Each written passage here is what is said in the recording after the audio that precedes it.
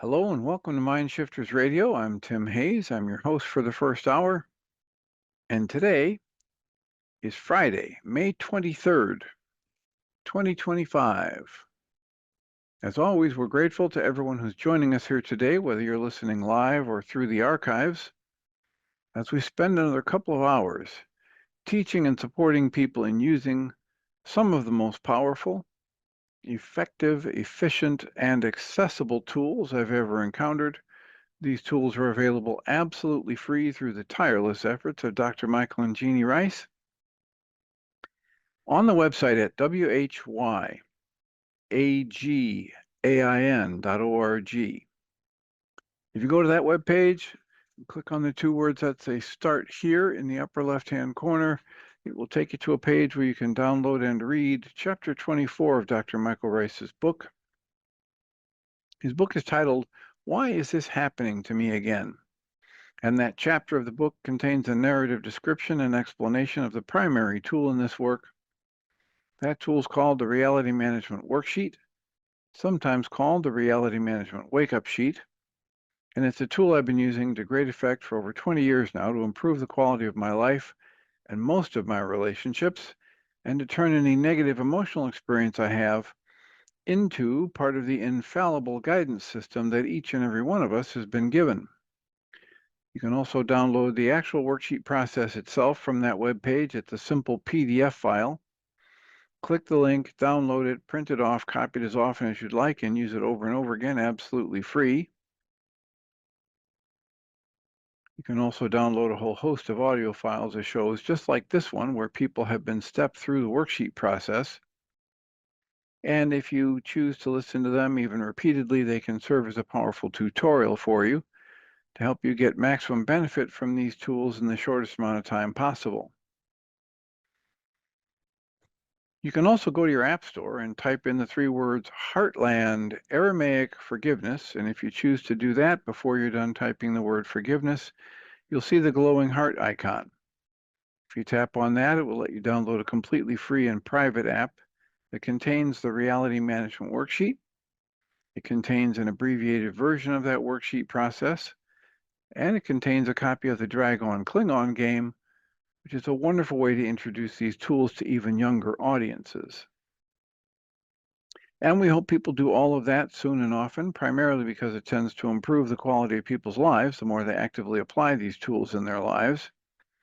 And secondarily, because it tends to prompt comments, questions, answers, and testimonials. If you have any of those to share with us, we'd appreciate you doing so. You can do that by emailing me at tjh@mindshifters-academy.org, or you can email Jeannie at jeanie@whyagain.org. That's whyagain.org. And if we get a question or a comment from you through an email, we'll address it on the internet show. And then as time allows, send you a notification about what day and time that occurred so you can listen back to the archives for your feedback or input. You can also join us through Zoom live. You can call in on your phone through any of the numbers that Zoom provides. And once you call in on a Zoom number, you enter the meeting ID for us, which is 853-2357-4173. That's 853-2357-4173. And once you're in, hopefully the system works and you'll be muted. If you wish to unmute, you can click the button on your screen, or if you're calling in on your phone, you can use *6 to toggle mute on and off. And as I like to remind people, we have the highlight shows, the best of shows that have been curated out from the last 14 plus years of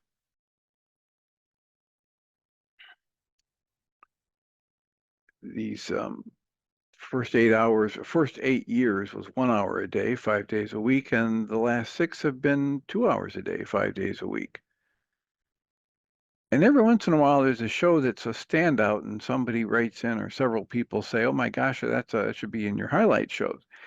And what you'll notice if you go to those shows is that the vast majority of them, not all of them, but the vast majority of them, are the results of people just like you calling in and raising a question. So please let us know what's on your mind and what we might be able to do to assist you in getting maximum benefit from these tools. And we had our support group last night, and it was because of the conversation, people opted for listening back to I think it was May 20th, the discussion that Susan Bingham and I had. And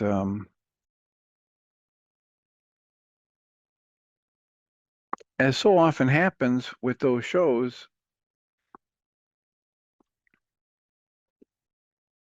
the principles that drive this work to be effective get discussed from a slightly different perspective whenever anybody is willing to raise a question or ask for clarification or ask for help with a worksheet process. And as Dr. Michael Rice likes to point out, the kind of the sum and substance of this work comes out in the questioning. And what we like to remind people of over and over again is this whole process, the reality management worksheets, the mind shifters support groups, the mind shifters radio, all of it is geared towards helping individuals tap into their own internal source of wisdom and guidance, their own conscience, you might say, or their own connection to the divine.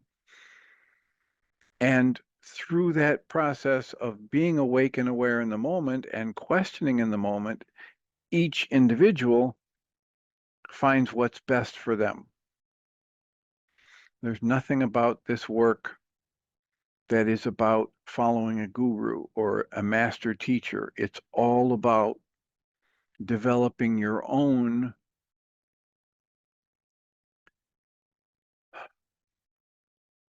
constant companion for connection to that which can teach you.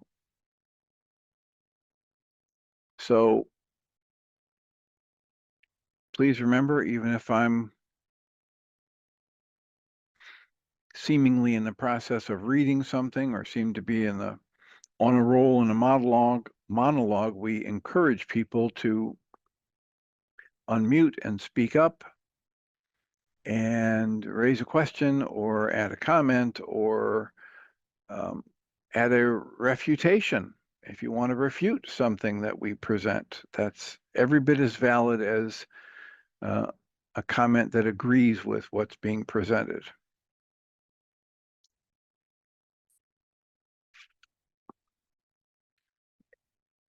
I just finished a pre-interview conversation with a woman who's got a doctorate in musical arts and has been an opera singer for a lot of years and is now into personal coaching.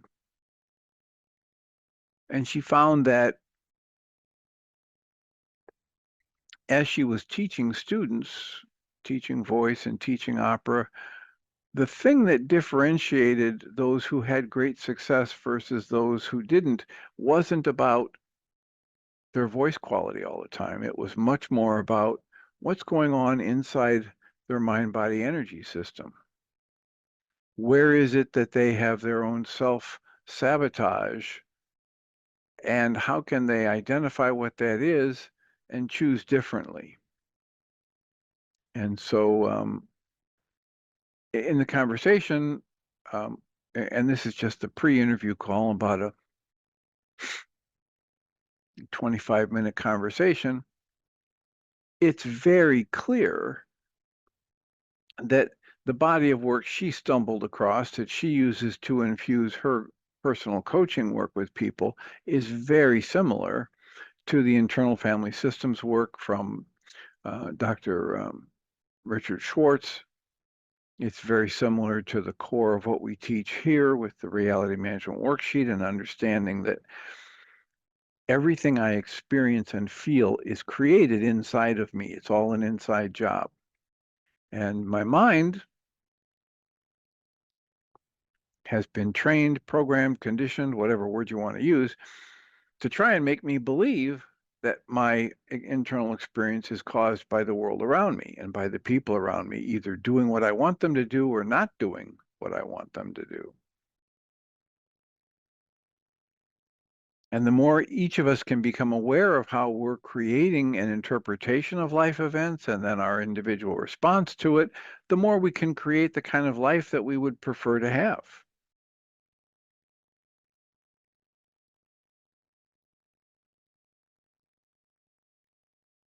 So unless someone raises a hand, we'll return to the reading of some of these essays from the book A Walk in the Physical by Christian Sundberg. And it comes to me to remind people that as it sits right now, we're scheduled to have Christian Sundberg here August 1st for a live conversation.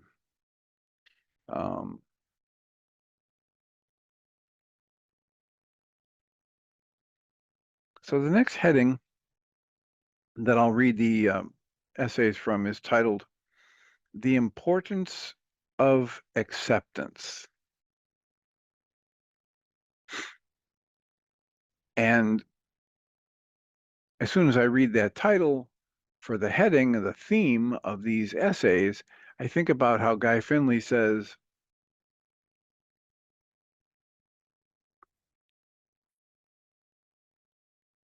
the lessons that we need to learn in life ride into our lives on the back of the events that we do not want.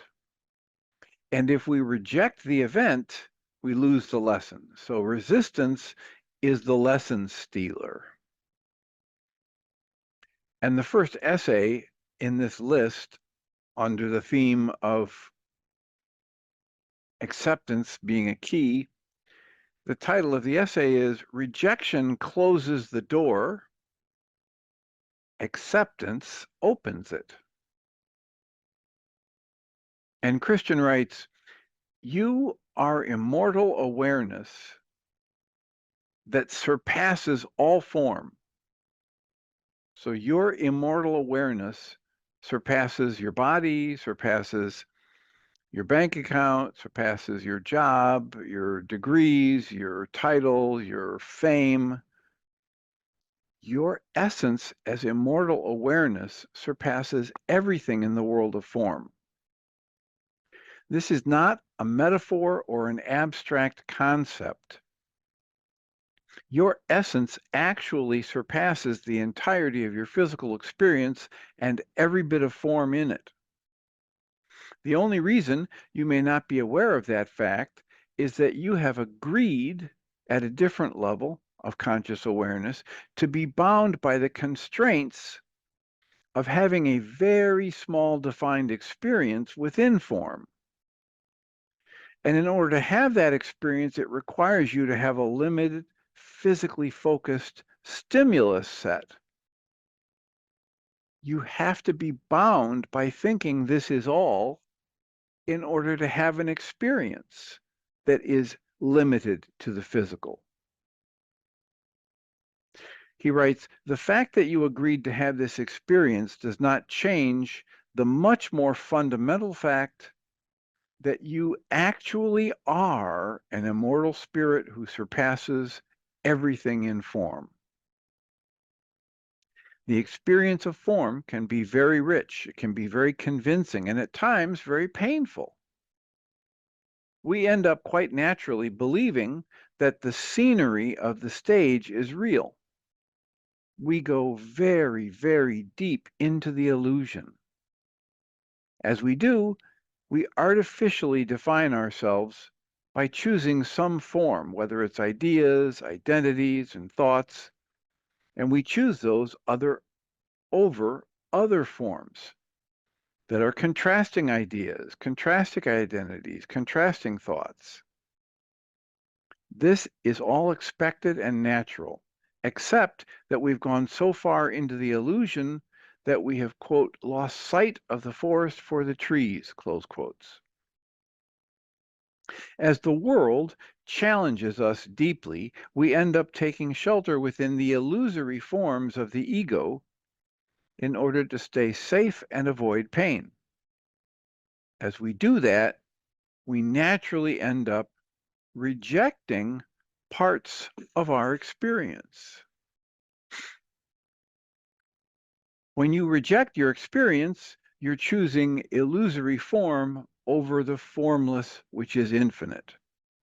This is because when you reject something, you're choosing to stand against some form, and that can only be done as a form itself.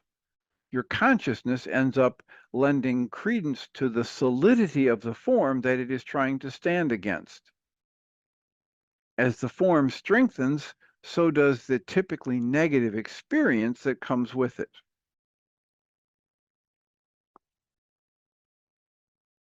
My mind instantly goes to people who've, at one point or another in time, they've had an anxiety attack or a panic attack.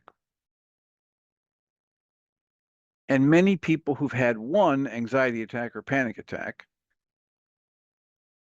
develop an anticipatory fear of having another one. And so anything that they associated with that original anxiety or panic attack can now be something they use as a trigger to send them into another anxiety attack or another fear that they might have an anxiety attack.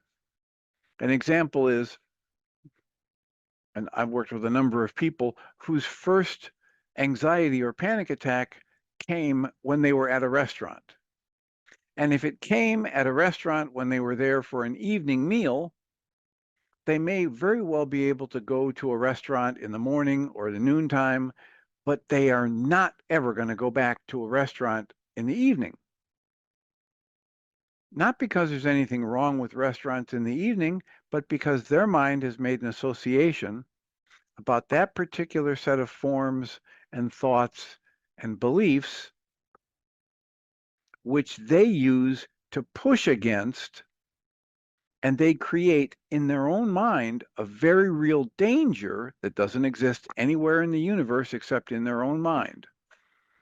And they create that very real danger around their thoughts of what happens when people go to a restaurant in the evening. And the more they reinforce that thought, the more they say, oh, it's a good thing I haven't gone to a restaurant in the evening for 3 years and I haven't had a full-blown panic attack in 3 years, the more they make it seem real that the way they're avoiding an anxiety or panic attack is to stay away from restaurants in the evening.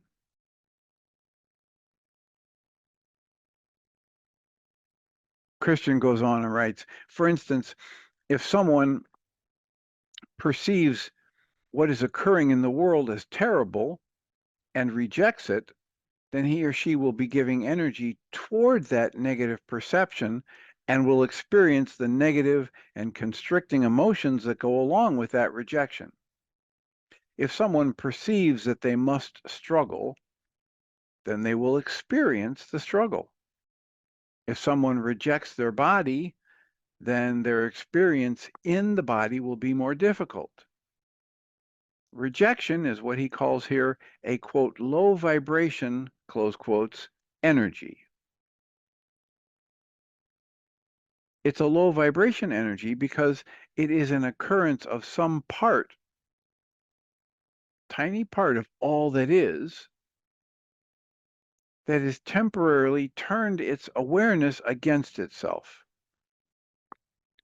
Acceptance, here he writes with a parentheses, also called love. So acceptance and love, he's equating these two here, capital L love, and acceptance are high vibration energies because they align with the innate natural unification that exists at the deepest level of our connection with everything that is. All that is, you are part of all that is, and all that is connected with everything else and all that is.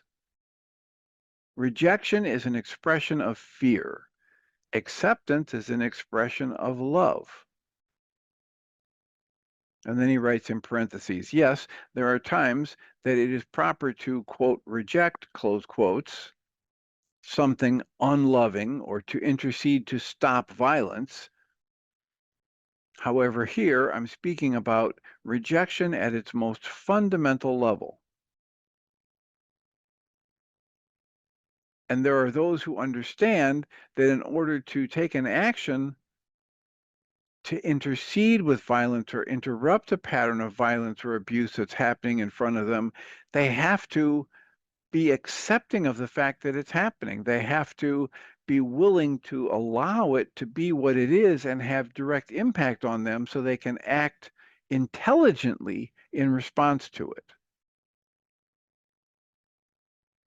When we don't do that, what happens more often than not is we'll see something that we judge as bad or wrong, and we'll fly into such resistance against it that we end up perpetrating violence against the person that we saw perpetrating violence. We say, how dare you yell at your kid and beat your kid? I'm going to beat you to a pulp. And there's no intelligence in that whatsoever. It's just the byproduct of the illusion of separation and the dance of fear getting out of control. So I think I'm justified in beating somebody because they were beating somebody else. And as all the great minds have told us over the centuries, hatred can only produce more hatred. Anger can only generate more anger. Fear can only generate more fear. Every tool you use produces results like the tool. And if you want to bring about more peace and love and understanding, you must come from peace and love and understanding. You must act from peace and love and understanding, or you must allow yourself to be taught by the power behind the principles of peace and love and understanding. And in order to be taught by something, as Guy Finley points out, I can't learn from something that I'm resisting, and I can't learn from something that I think I'm better than. In order for me to learn from something, I must put myself in a position subordinate to it and ask to be taught. Christian goes on in the last paragraph of this essay and says, the source of all power lies beyond all form. Acceptance, then, is regaining power by relinquishing your need to resist, quote, what is, close quotes. So by relinquishing your need to resist what is, you automatically take a step away from the illusion of form, and you naturally move closer towards the infinite, powerful, and peaceful formlessness that gave rise to this form in the first place.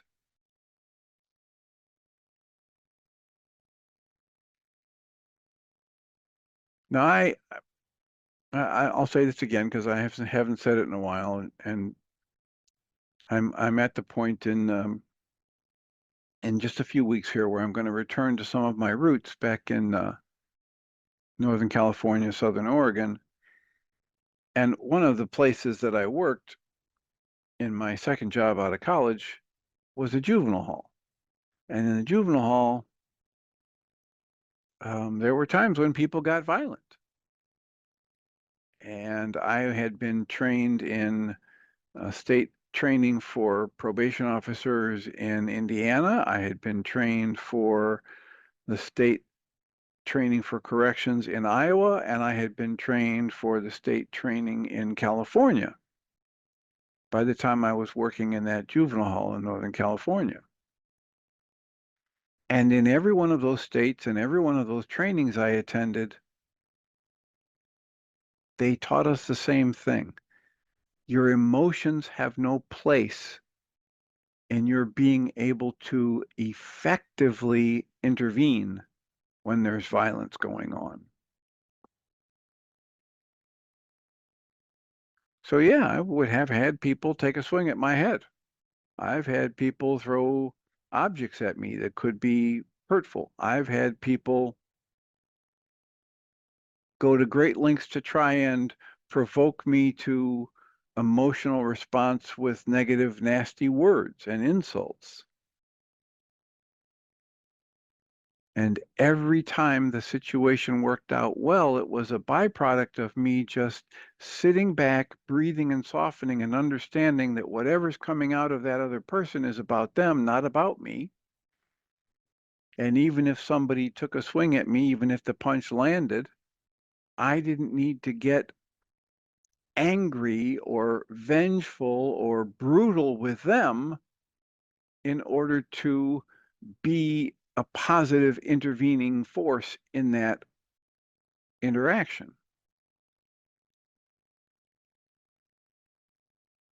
And every time I was able to breathe and soften and just let the truth of life act on me and respond in a quick way from this training of understanding these events are neutral and I can intervene in a way that keeps it positive or neutral, I can honestly say I don't think I ever harmed anybody in those probably close to 12 or 15 years that I worked in various settings where I was called upon as a large, well-muscled individual to bring peace or to restore peace or to keep people safe when violence was erupting.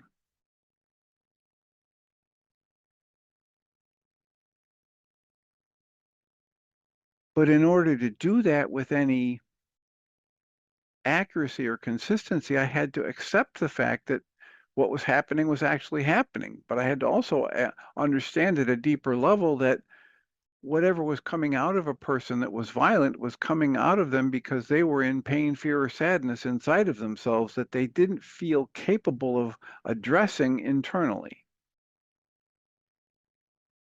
And as such,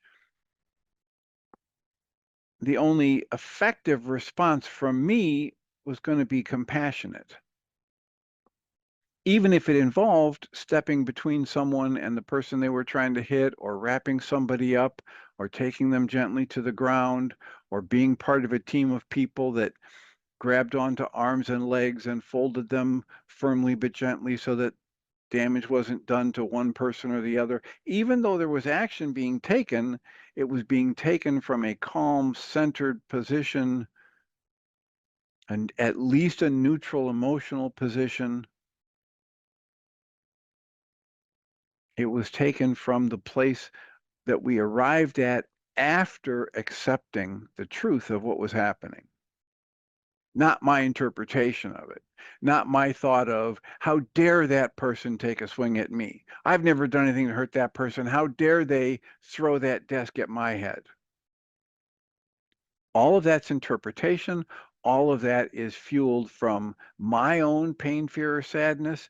And the only thing that left me in the place to be an effective agent for extending love or making the situation better, safer, was for me to understand the truth of it, to accept that only hurt people who are hurting reach out to hurt others. Dr. Tim, Yes. did you have training in how to do that job? Because it sounds as if you were living out what you later put into words by discovering and using the tools. Yes, but in each of those positions, as I said, I would go through training, whether it was in Indiana, Iowa, or California, for working in those facilities. And those trainings were all about, here's how you intervene if somebody gets violent. Here's how you call a code 44 or a code, blue or whatever. They had these different ways that they would mobilize people, whether it was in the juvenile hall or the adult jailing facility or the probation office. And we would get training on, okay, before you lay hands on anybody, make sure you're breathing and you're calm and you're not emotional. And if you get triggered to emotion, call somebody else in to substitute for you, etc. It was all, it was something that I probably embodied it more fully and deeply than a lot of other people because of the loving nature of the family I came from. But the intellectual aspect of that was being taught in those training facilities for whether it was a probation office or the corrections department in Iowa or the juvenile hall and corrections department in California. I mean, these are truths that are known. And we also know that they are not always enacted that way in the field. I mean, I worked right alongside people who would get triggered to upset and they would, put more, energy and strength and wrench a little person's arm more than they needed to. So it wasn't as though everybody enacted it perfectly, but the truth of what was best was known and taught in those facilities. Didn't Michael Rice actually teach those tools in similar situations later on? I mean, well, I don't know what you mean by those tools. His own tools. Yes, he's taught his tools in prison, and he's had people like Rex Montague Bauer and Michelle Pichet, who went into a prison in Ionia, Michigan, and taught things like, why is this happening to me again? And I'm not sure if they taught the codependence or they taught healing through relationship. They taught at least 2 different workshops there.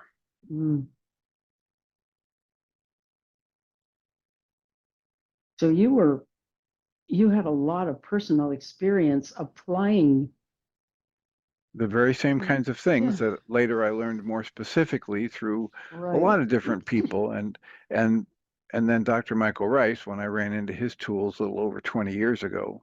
Yeah. And that's why by the time my friend from high school sent me the 4-hour audio CD of Michael's seminal work, why is this happening to me again? The first time through, as I listened to it, it just said, this is what I've been trying to teach people for 25 years in therapy. This is exactly the best of the best stuff. And it was, many of the pieces I already had. The 2 pieces I didn't have were this 1-page worksheet and the connection to the ancient Aramaic. But basically everything else was what I've been teaching people. You create your own emotions and on and on and on. The core of communication that he has in his responsibility communication book. I'd been teaching that out of Robert Bolton's people skills book and the reflective listening segment in there. And so it was just a nice, that fits like a hand in a glove by the time I stumbled across this body of work. So you said you're going back there to your stomping grounds. Were you born there? And are you going No. I spent about 5 years there after. It was my second job out of college. Oh, I see. And so are you going there? I mean, this is none of my business, but you said I'm leaving on the 13th of June.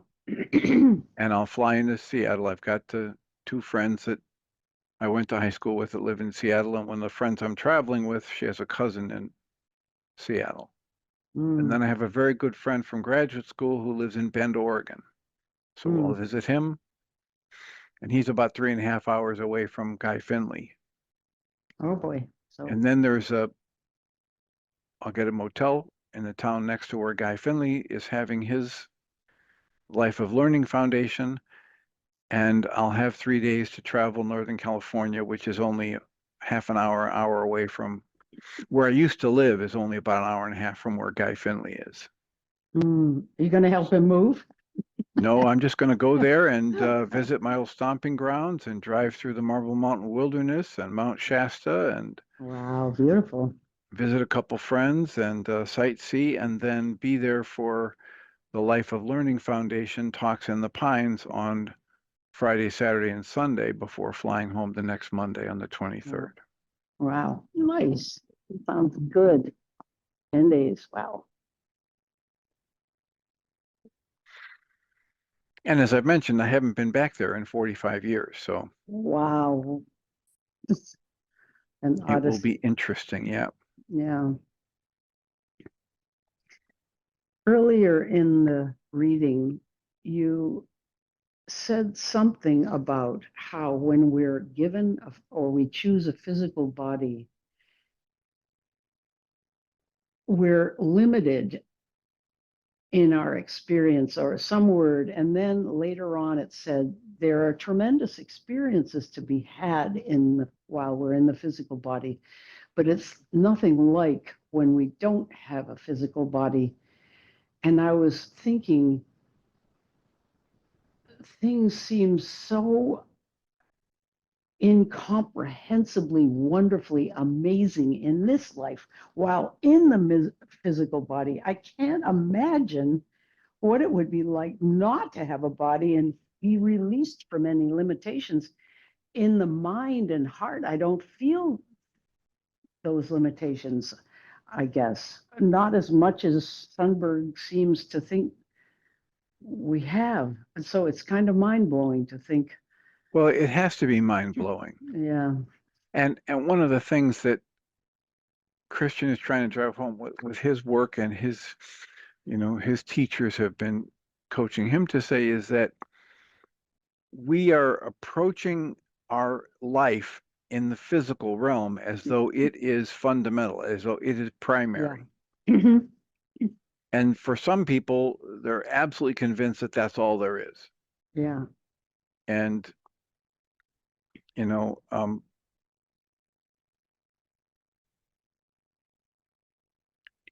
if this were primary, then nothing about this book or these readings and teachings would have any value whatsoever.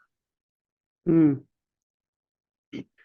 And if this teaching is accurate and this is not primary, that in truth, your true nature is that you are consciousness itself, you are a spiritual being, and you're just having this very temporary experience as a walk in the physical, the title of his book, then it starts to make sense, but only from the perspective of opening to possibilities that we can't comprehend. Yeah.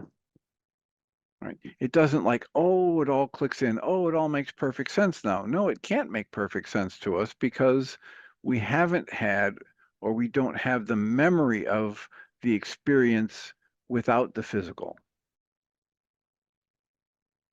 And yet, as we talk about, and some people like Andrea Gibson writes so beautifully in her written word piece and spoken word piece about for the times or for the days I stop wanting a body, there are experiences that we have in the physical that can't be had as a spiritual being. They can't be had in the non-physical realm. Yeah. And for a lot of us who are having those experiences at the physical realm, we question, why would anybody want this? This sucks. Mm. This hurts. Mm. This loss I'm feeling when this person moved away. The pain I'm experiencing on the death of my child. I mean, who would ever? I am so sick and tired of worrying about paying the bills. Why would anybody ever choose this? So for us who are stuck Mm. and myopically focused on the physical, we can't even begin to imagine why anybody would choose this. That's true. But you can get a glimpse of it if you think about people you know who are true homebodies and how they feel about people who are absolute travel bugs. Hmm. One can't really comprehend the other. Mm. why would anybody want to leave home if they live in a beautiful place, they've got a comfortable home, they've got a nice car to drive around, they've got nice activities. Why would anybody want to go travel? Go through the hassle of the airports, maybe get stopped by TSA, maybe have their luggage lost, maybe have to sleep in a motel or a hotel where the bed isn't anywhere near as comfortable. So each of us gets locked in through our experiences into this tunnel vision, and we cannot comprehend what doesn't what the experiences we haven't had and or those things that we don't have a desire to stretch and experience. So just try and extrapolate from that into how it might be, worlds different in the non-physical. Mm. An individual example of that is, think about your experience of time and how almost everything about your existence in this physical realm is anchored to time and the passage of time. Well, we can't even begin to imagine what it's like to be in a place where that experience of time doesn't exist Yeah. and that time isn't linear.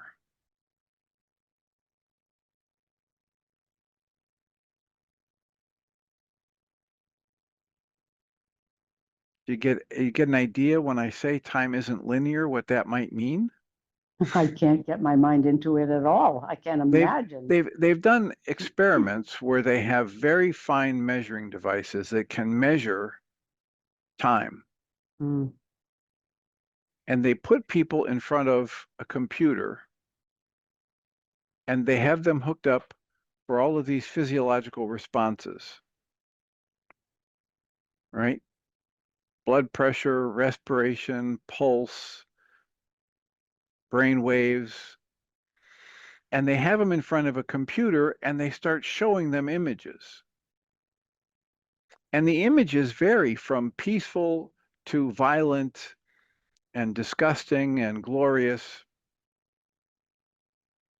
You get the setting, Mm-hmm.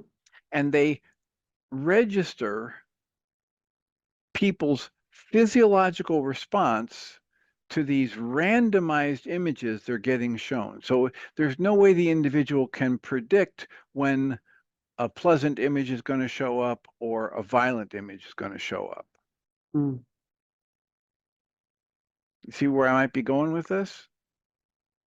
No, not They're yet. they are they are they're using very fine time measurements.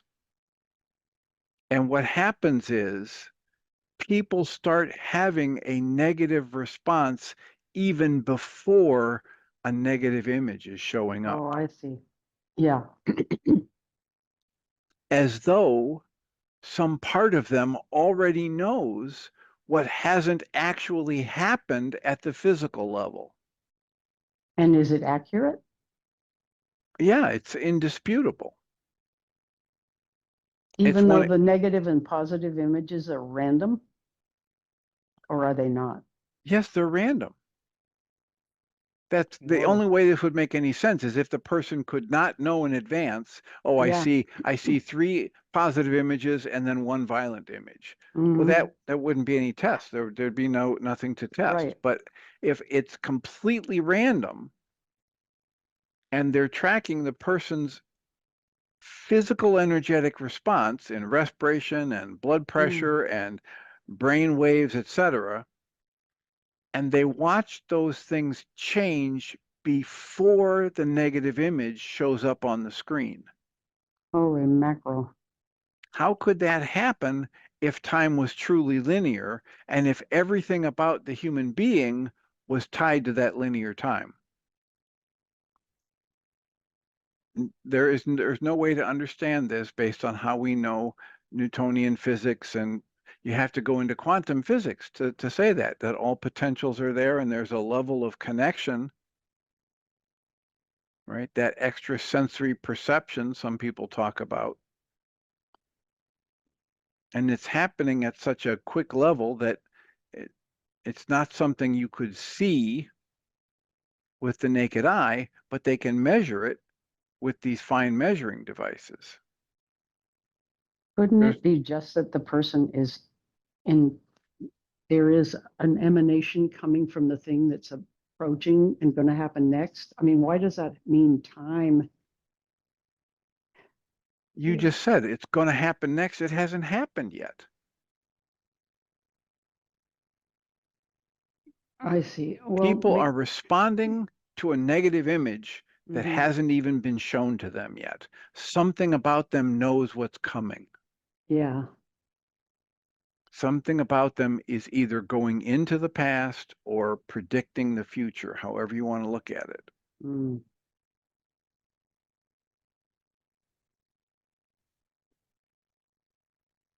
Couldn't it mean that the thing that's approaching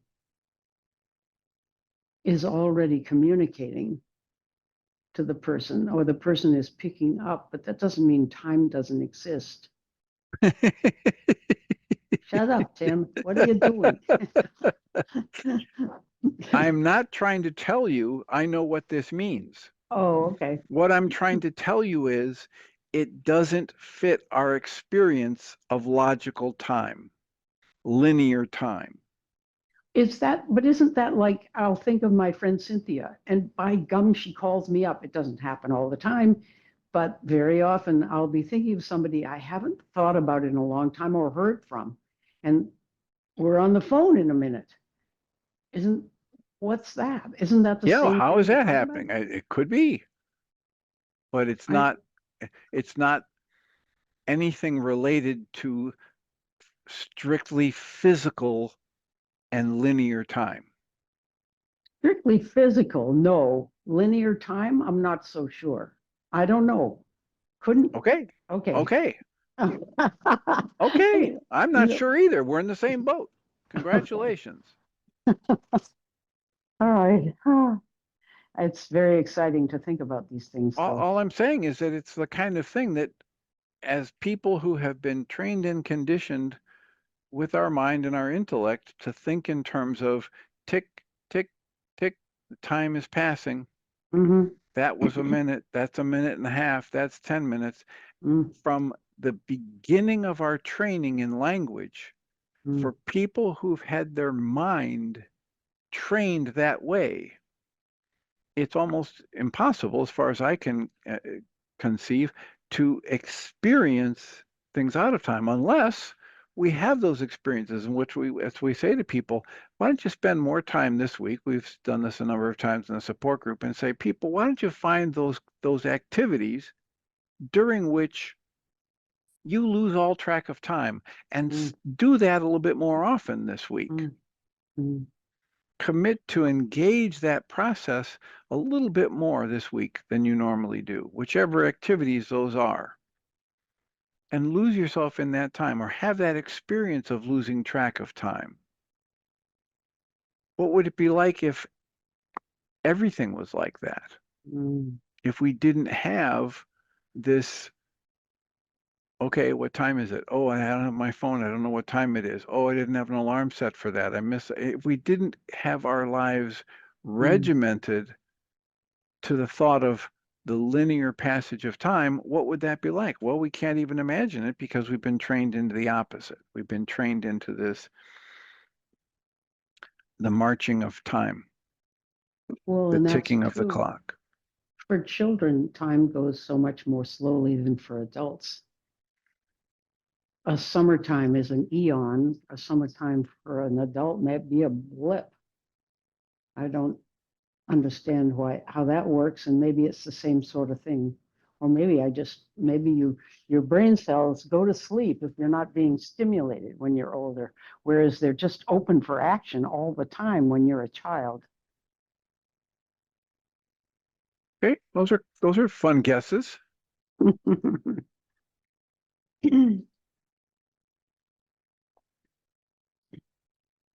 The point of this set of readings, though, is acceptance. Right? So if I accept that any of these things that you're throwing out there might be, Living in the question. Then I can live in the question, then I can explore them, then I can learn. Hey, Dr. Tim, I'd love to give a report on a win with Charlie and Jonathan. Go right ahead. He hasn't listened to that replay, but I told Who him, hasn't? Jonathan, my son, All was right. about to spend 2.5 hours in the car with Charlie alone yesterday and then again today. And he was nervous because they've been getting into these tiffs about religion. And I told him about staying connected being the goal. These are all things that came out of that session with you on the radio show. And just allowing Charlie to be queer and who he is right now and supporting him in that and watching Jonathan's own physiology, staying close to himself to see whether he gets in a fearful mode or a correcting, judging mode.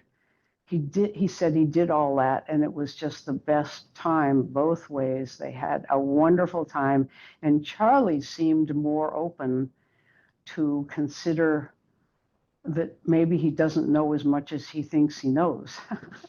And my son was just feeling so great today. I just talked to him before the radio show.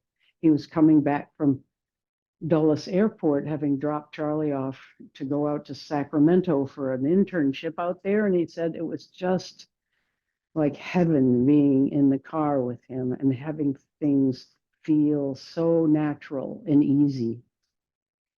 So, Excellent. Yeah, it was really good.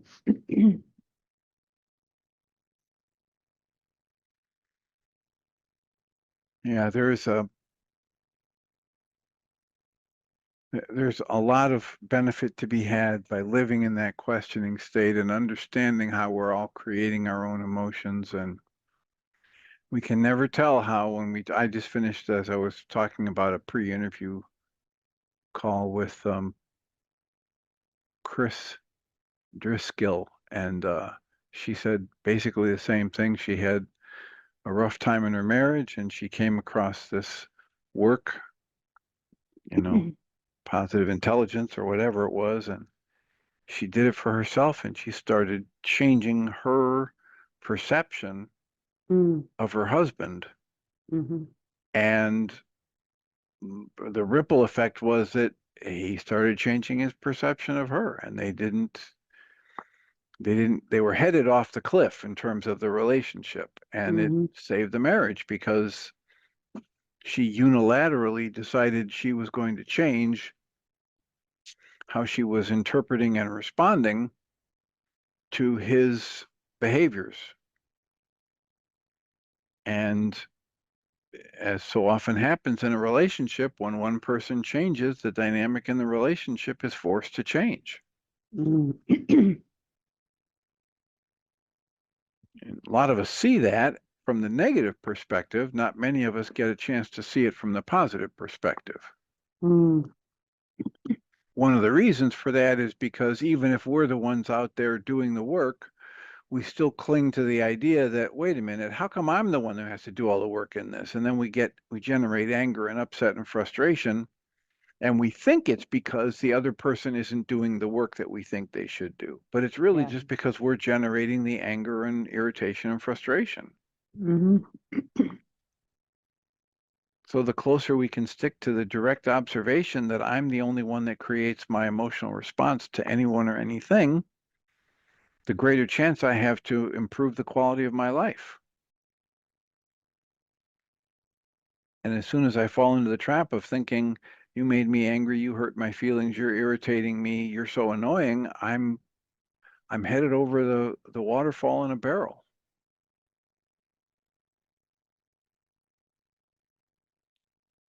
And the blessing that I have taken from being able to apply these tools in my life, once I realize that I'm the one creating my emotions, the blessings can't be overstated. Michael tells that story about a couple who were in trouble, and one of them took on the idea that he would do, I forget the name of it, I promise to honor you and respect you. And It's called The Commitment in oh Michael's yeah, work. that's right. And Michael figured that he would be doing it with his partner. When they came back again, or when the man came back, Michael found out that the partner hadn't done it with his wife. He had just done it in his own mind. And that has changed the relationship. So that's what you're saying. That's exactly what I'm saying. We had somebody in the support group back probably 18 years ago, in the first few years that I was doing this, and we were meeting in person at a local center they had all kinds of spiritual and yogic practices there, and we would meet, and there was a gentleman who was part of the group, and I presented what Michael calls the commitment as a tool. Yeah. And he came back, I don't know, it was probably 2 or 3 weeks after we'd presented it. And he was very contrite. And he said, I don't want to hijack the group here or anything, but I just have to give a testimonial. And I said, oh, go right ahead. And he said, he had 4 aspects of his marriage that had changed dramatically for the better in just the 2 or 3 weeks that he'd been practicing this. And of course, when I present the tool, I present it as close as I can to the way Michael Rice would present it. And they talk about read this to each other every morning, right? Right. Read it to each other every morning and every night. Get in the habit of keeping this top of mind consciousness awareness going. So that's how I presented the tool in the group. And this man came back and said, we can do dishes together without arguing. We can go on bike rides for the first time in our marriage without arguing. And something about the dynamic with his mother-in-law changed dramatically. And there was a 4th thing that he said. And I said, well, that's great. How often do you read it to each other? And he looked at me like I was from Mars. And I said, what's the matter? He said, well, what do you mean read it to her? I said, well, when you read it to her and she reads it back to you. And he said to me, she doesn't know I'm doing this. I love it. He was going into the walk-in closet in their house and reading it in the morning and not sharing it with her. Well, Jeannie Rice tells a similar story. So it's happened more than once. And the point of the story is, yes, it's far better if we do this together, but it's not necessary. I'm not dependent upon somebody else making a change for the positive. I can make a change for the more positive in my life and my relationships. But as I said, when I do the intro, you ask, why do you say it's changed, your life and most of your relationships? Because the other person has to agree. So it's not a magical miracle cure. It's just that it is possible for relationships to improve. Sometimes when one person does the work and improves and takes responsibility, the other person gets even more agitated and upset and doubles down blaming them for their upset. And it ends up being the end of the relationship. But that's got to be okay too, because everybody has the right to choose. And I can't be in a relationship with somebody unilaterally. They have to agree to participate in it with me. So thank you so much for your time. I realize it's the end of our hour, and while Michael and Jeannie aren't waiting in the wings, they're going to start their Zoom is going to do a replay, and their Podbean is going to do a replay because Michael is in the middle of his intensives now. But I'll just remind us all that we come from love. We're made of the stuff we call love. We actually are love, and everything else is false. We'll be back on Monday.